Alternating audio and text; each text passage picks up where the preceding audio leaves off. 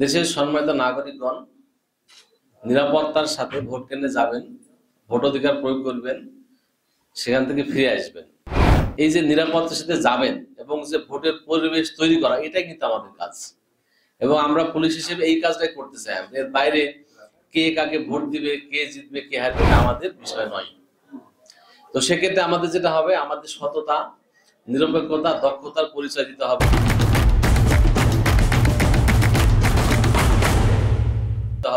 আমরা রেডি আছি। আমাদের রেগুলারই জানেন যে আমাদের ট্রেনিং চলছে। আমাদের এই নির্বাচনে ডিউটি করার জন্য আমাদের পুলিশ সদস্যদের ট্রেনিং চলছে।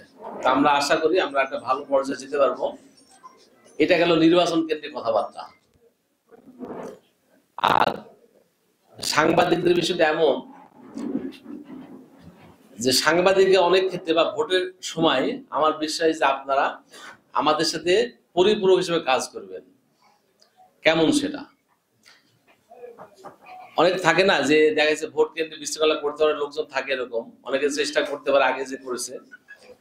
যদি কেউ শোনে যে ওই ভোট কেন্দ্রে সাংবাদিক আছেন, তাহলে কিন্তু সে কিন্তু আর যাবে না ওখানে, এবং সে ওই চেষ্টা করবে না এখানে প্রভাব বিস্তার করার। তো সেক্ষেত্রে সাংবাদিক কিন্তু প্রায় পুলিশের মতো ভূমিকা পালন করবে আমার বিশ্বাস। আপনারা নিজেরা জানেন যে যদি কোথাও শোনে যে ওই ভোট কেন্দ্রে সাংবাদিক আছে, দেখবেন যে যারা দুষ্কৃতকারী বা খারাপ উদ্দেশ্য, তারা কিন্তু যাবে না ওখানে। তো সেক্ষেত্রে কিন্তু আপনাদের ভূমিকা কিন্তু অনেকাংশে আমাদের মতোই। তো আমরা সেখানে আপনাদের সহযোগিতা আমরা কামনা করি।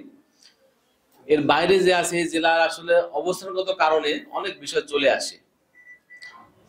এই জেলাতে যেহেতু 8টি থানার ভিতরে 5টি থানা বর্ডারিং থানা, তো সেক্ষেত্রে স্মাগলিং, তারপরে মাদকের প্রভাব থাকবে। এটা নিয়ে আমরা কাজ করতে চাই, আমরা এটা নিয়ে কাজ করব।